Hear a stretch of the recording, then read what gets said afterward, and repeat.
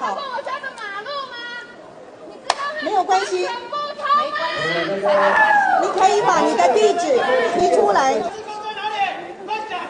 所以，请那位你的家或巷子，如果哪里没有清空门牌号码，是不是可以提供出来？